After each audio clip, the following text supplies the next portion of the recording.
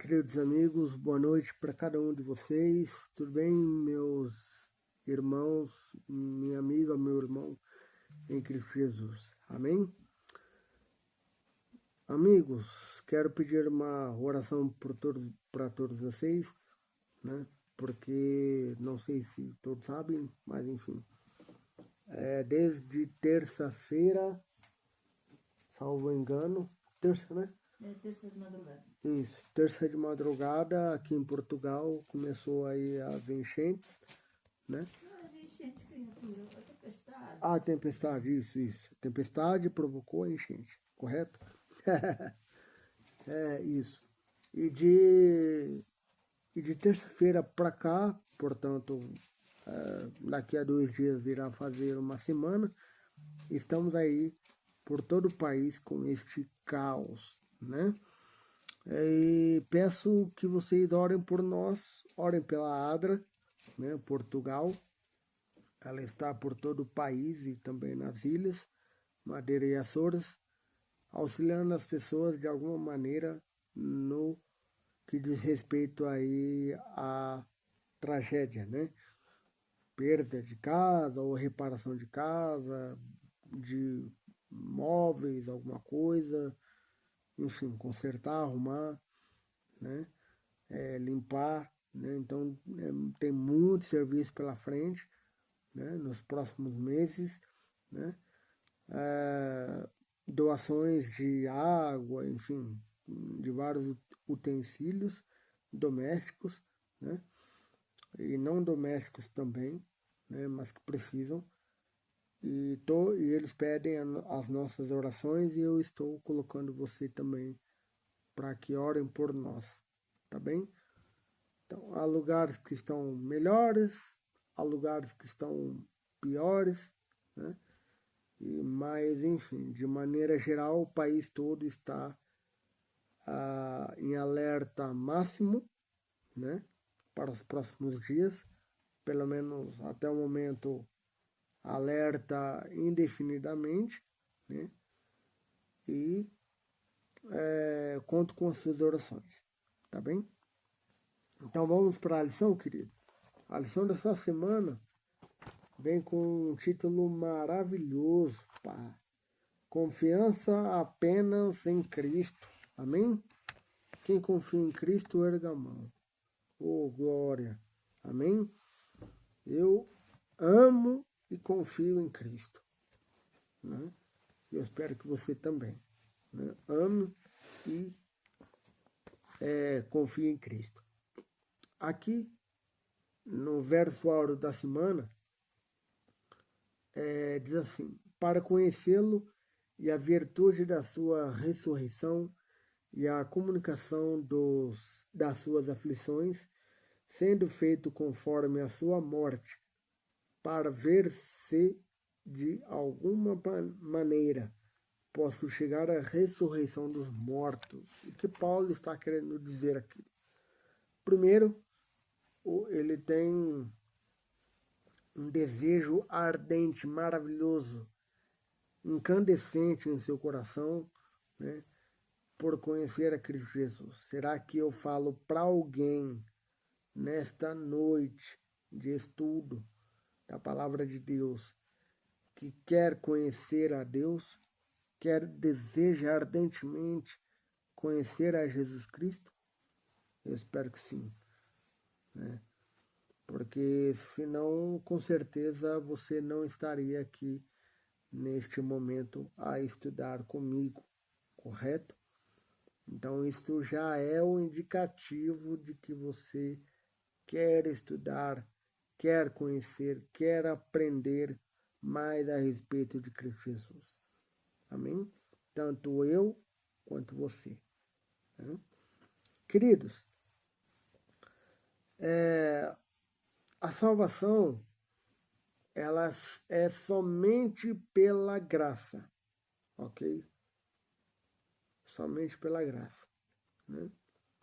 A Bíblia nos fala que somos salvos de 4 maneiras, né? Nós somos salvos pela graça, nós somos salvos pela fé, nós somos salvos pelo sangue e nós também nós para as boas obras, né? Nós somos salvos para as boas obras, para praticar as boas obras, né? Então vamos lá, vamos destrinchar cada um desses elementos fundamentais da teologia paulina, né? Da teologia cristã, né? Nós somos salvos pela graça. A graça é o favor imerecido da parte de Deus. Nós não temos graça. Pelo contrário, nós temos desgraça. Isso o ser humano tem com força. Desgraça. Mas Deus tem graça. Ok? Tanto é que o apóstolo Paulo tem essa frase que eu amo tanto, né? Onde abundou o pecado, superabundou a graça, né? Então, a graça, Deus tem graça e nós temos pecado. Então, onde tem pecado, superabundou a graça de Deus, né? Então, pela fé sois salvos, mediante a graça. Isto não vem de vós, é dom de Deus. Deus é quem nos possibilita termos a graça oferecida, derramada em sangue na cruz do Calvário. Amém? Nós somos salvos, querido, pela fé, né? Hebreus 11, verso 6, né? Sem fé é impossível agradar a Deus, né? Hebreus 11, verso 1, né? Aqui, ó, Hebreus 11, verso 1. Ora, a fé é a certeza de coisas que se esperam, a convicção de fatos de que se não veem. A fé é a certeza de coisas que se esperam e fatos que nós não temos como comprovar, como ver que irá acontecer. Isso se chama fé. Nós somos salvos pela fé no sangue maravilhoso de Jesus Cristo. E o terceiro elemento é o sangue. A Bíblia nos apresenta que nós somos salvos pelo sangue, né? Aqui, ó, Hebreus 9, 22. Hebreus 9, 22. Com efeito, quase todas as coisas, segundo a lei, se purificam com o sangue, e sem derramamento de sangue não há remissão de pecados. Pegou a visão, irmão? Então nós somos salvos pela graça, nós somos salvos pela fé, nós somos salvos pelo sangue, pois sem o sangue de Cristo nós não somos salvos. Estamos perdidos. Sem a fé de Cristo também nós estamos perdidos, porque nós não temos fé. E sem a graça de Cristo, pior ainda, porque nós não temos graça. Sendo assim, estamos perdidos. Então nós somos salvos pela graça, nós somos salvos pela fé, nós somos salvos pelo sangue, para as boas obras, exatamente, né? Para as boas obras, né? E que obras são estas? As obras que Cristo operou na cruz do Calvário por cada um de nós e pela obra que Ele está fazendo no santuário celestial neste momento, intercedendo por mim e por ti, à direita do Pai. Amém? É isto que é as boas obras, né? E como nós vamos responder às boas obras de Cristo, né? Como que eu vou responder às boas obras de Cristo Jesus? Como você irá responder às boas obras de Cristo Jesus? Como eu vou levar a minha vida sob essa perspectiva? Como que você vai levar a sua vida sob essa perspectiva? Como? Né? O como é a palavra, é o segredo que nos conduz a um resultado, que nos conduz a um objetivo. O como é o segredo da coisa, o segredo da situação. Amém? Então, espero que vocês tenham guardado isso em teu coração, né? E Filipenses 3, lá nos diz regozijando-se no Senhor, né? Verso 3, verso 1 a 3, né? Ali temos dois aspectos. A alegria de um lado, porque a carta de Filipenses tem inúmeras vezes a palavra alegria, alegrei-vos, alegrai-vos, alegrem-se no Senhor, né? Paulo está na prisão, mas manda que os crentes de seus dias e de nossos dias hoje andemos alegres, meus queridos. Não podemos andar cabisbaixos, acabrunhados, parece que está carregando uma carreta nas costas. Não, nós temos que andar leve, feliz, porque o precioso sangue de Cristo derramado na cruz do Calvário verte sobre sua vida ainda nos dias de hoje, porque se nós pedimos perdão pelos nossos pecados e continuamente estamos a pedir perdão, nós estamos sendo cobertos pelo sangue poderoso de Cristo Jesus. Amém? E um segundo aspecto que ali se encontra é a cautela dos cães. O que seriam os cães? Os falsos guias espirituais, os falsos mestres espirituais, de acordo com Apocalipse 22, verso 15, né? Fora da cidade santa ficam os cães. E aqui o apóstolo Paulo interpreta os cães como falsos guias, falsos cristos, falsos profetas, falsos obreiros, né? Falsa circuncisão, ele chama isso, né? Então o apóstolo Paulo ele dá esses dois recados para a igreja de Filipos e para nós hoje, né? E a vida passada de Paulo, né? Segunda-feira. A vida passada de Paulo nada mais é do que se Paulo tivesse que se gloriar em alguma coisa, ele se gloriaria no fato dele ser judeu, exatamente. Por quê? Porque ele foi circuncidado aos 8 dias, ele era irrepreensível na lei, ele era zeloso na lei e ele era perseguidor. Olha só as qualidades do apóstolo Paulo, né? Ele era irrepreensível, zeloso, perseguidor e também ele era judeu de sangue, né? Ele, salvo engano, a mãe dele, que era da linhagem de Benjamim, né? Ele era da linhagem de Benjamim. E salvo engano também, o rei Saul também é da linhagem de Benjamim, né? Vamos lá então, para a lição de terça-feira. Então, o apóstolo Paulo ele tinha motivos para se gloriar, se vangloriar, caso isto fosse necessário.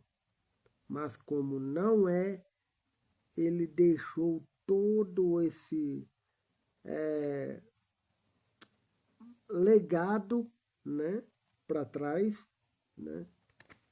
E ele então passou a viver como uma pessoa convertida, né? Convertida. Ele deixou esses privilégios, essa é a palavra que eu queria destacar há pouquinho e pronto, consegui encaixá-la agora. Ele deixou para trás esses privilégios espirituais, né? E morais também, enfim, mundanos também, porque é daqui da terra, né? O Israel é daqui, enfim, Portugal, França, é tudo daqui, né? Então ele deixou este zelo, né? Esse privilégio de ser judeu para trás, né, para poder ir caminhar em uma nova direção. Né? Terça-feira, as coisas que importam. Né? Então, as coisas que importam nada mais é do que o seguinte. João 9 conta a história do rapaz que é cego. Que ele nasceu cego, se não me engano, João 9 é do cego de nascença. Vou pesquisar aqui rapidamente. Né? João 9, cego de nascença. Exatamente, cego de nascença. Aqui, a Bíblia não dá informação de quem é esse cego, o nome, né, da pessoa, mas enfim. Aqui em João 9,39, ali diz o seguinte, né? João 9,39.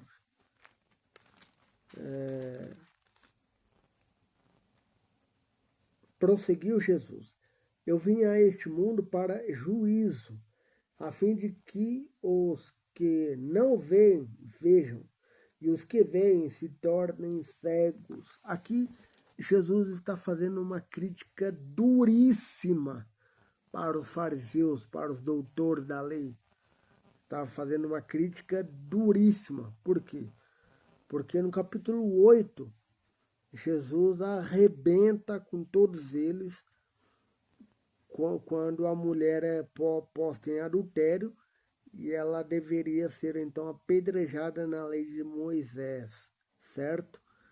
E Jesus então acolhe aquela mulher, acolhe o sofrimento dela, enfim, acolhe a vida dela, dá um novo significado para a vida dela, né? No final do capítulo 8, Jesus pede para que a mulher vá e não peque mais, né?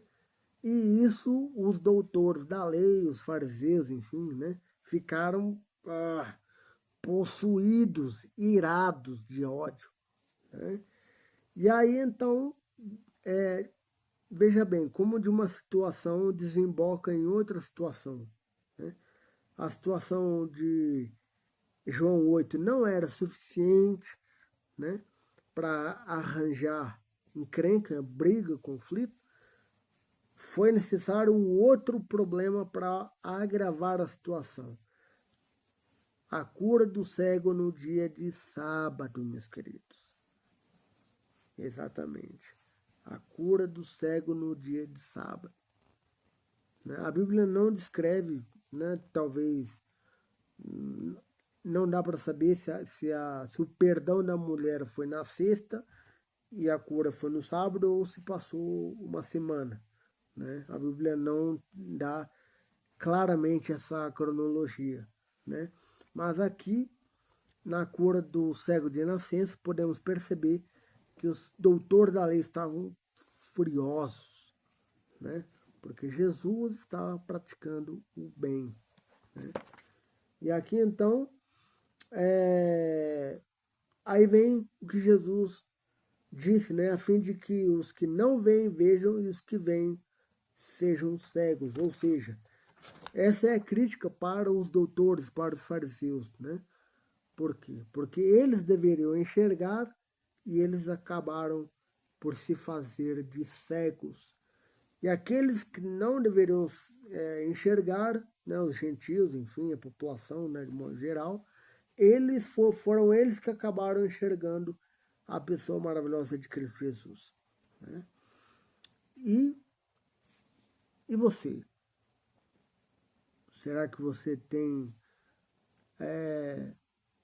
aberto os olhos para ver a pessoa maravilhosa de Cristo Jesus? Ou você tem fechado os olhos, como os fariseus fizeram, e ignoraram, deixaram passar a salvação diante de ti? Essa é uma pergunta para mim, para ti responder. Né? Eu estou com meus olhos bem abertos, esperando, desejando ver Cristo Jesus. Né? Então, assim, o cego desejou ver Cristo, ele viu. E nós desejamos ver Cristo e estamos vendo pela graça de Deus, né? Quarta-feira, a fé de Cristo. A fé de Cristo é maravilhosa. Por quê? Porque a fé de Cristo é o nosso objetivo de vida, né? Nós temos que ter a fé de Jesus Cristo, né? Porque Jesus mesmo disse que se nós não temos fé, porque se nós tivéssemos fé, nós falaremos para a montanha se retirar, ela se retiraria. No entanto, não acontece isso, né? Então, a fé de Jesus, ela é o nosso alvo, ela é o nosso lema, ela é o nosso objetivo, né? Conforme nos diz Gálatas 2, verso 20, eu já estou crucificado com Cristo, né? Eu não sou mais eu, né? Logo estou crucificado com Cristo, né? Então aqui vem a declaração veemente e forte do apóstolo Paulo, né? Então nós temos que ter essa percepção de nos entregar a Cristo para que Ele tome posse da nossa vida, né? Para que Ele tome posse da nossa vida. E agora uma coisa só, conhecer Cristo, lição de quinta-feira, meus queridos. A semana passou voando, não é mesmo? Então aqui vemos Filipenses 3, verso 10 a 16. Não vou ler muita coisa, mas enfim. Ali o apóstolo Paulo, ele utiliza o verbo prosseguir 2 vezes no grego, né? Então ele está dizendo o seguinte, para nós perseguir o alvo, para nós olharmos o alvo e termos o alvo como nossa meta, nosso objetivo. Assim como todo final de ano temos aí a corrida de São Silvestre em São Paulo, né? Com prêmios, uma bagatela muito grande, né? Como eu falei anteriormente, queridos, né? Eu dei a explicação ali do Jogos de Atenas, né? Dos Jogos Olímpicos. O apóstolo Paulo diz isso em 1 Coríntios 9, versos 24 a 27, se não estou salvo engano, né? Porque lá ele fala sobre os atletas que se dominam em tudo para conquistar uma medalha corruptível. E nós, cristãos, né, das mais variadas denominações, né, nós também temos de copiar o exemplo deles. Por quê? Porque se eles fazem isso em busca de um metal que, com o passar dos anos, né, vai perdendo valor, né? Não digo monetário talvez não, mas de corrosão, enfim, etc., né? Por algo que perece, né? Enfim, quanto mais nós cristãos, né, devemos fazer o mesmo, ou até muito mais do que eles fazem, né, para conquistar a glória eterna, né, que é a salvação em Cristo Jesus, que é o novo céu e a nova terra, né? Então fica a dica, né? Lição de quinta, né? É isso mesmo. O apóstolo Paulo nos pede para que sejamos firmes em nossa caminhada cristã, que prossigamos sem desanimar espiritualmente, né? Por mais que aconteçam lutas, provas, desafios, mas que sigamos firmes, fortes, né? Olhando firmemente para o autor e consumador da fé, que é Cristo Jesus. Hebreus 12, verso 2. Amém? Sexta-feira, queridos, aqui nos fala sobre o caráter, né? Sobre o caráter que nós devemos ter, né? Porque o caráter que temos deve ser moldado por Cristo Jesus, né? A fim de que consigamos representar o caráter fielmente de Cristo, né? Por quê? Porque representando a Cristo, as outras pessoas saberão que nós estivemos com Ele, né? Por quê? Porque revelando o nosso caráter, quem nós somos, enfim, né? As outras pessoas automaticamente se aproximarão de nós para saber mais sobre o Cristo que há em nós, né? Ellen White tem uma frase muito interessante, né? A glória que há em nós, Cristo Jesus, né? De um Deus que vive em nós, né? Nós temos que nos estar desenvolvendo cada dia mais, né? A respeito da salvação, a respeito da humildade, sermos humildes e deixarmos que Cristo brilhe por nós, né? A fim de que outras pessoas sejam atraídas e que, ao serem atraídas, consigamos ter condições de conduzir essas pessoas a Cristo Jesus. Amém? Vamos orar? Querido Pai, obrigado, Senhor, por esta lição maravilhosa, pois ela nos fala que precisamos confiar apenas e tão somente apenas em Cristo Jesus. Nos ajude a isso e tão somente isso. Abençoe a cada um de nós nesta nova semana e que o Senhor nos guarde e nos proteja. Em nome de Jesus. Amém. Queridos, um forte abraço. Não deixe de se inscrever no nosso canal aqui. Não deixe de dar o like. Não deixe de partilhar. E também, claro, por gentileza, não deixe de comentar em nossos conteúdos aqui, tá bem? Tudo isso fazemos para vocês com muito carinho, com muita satisfação. Amém? Deus abençoe a todos e até semana que vem.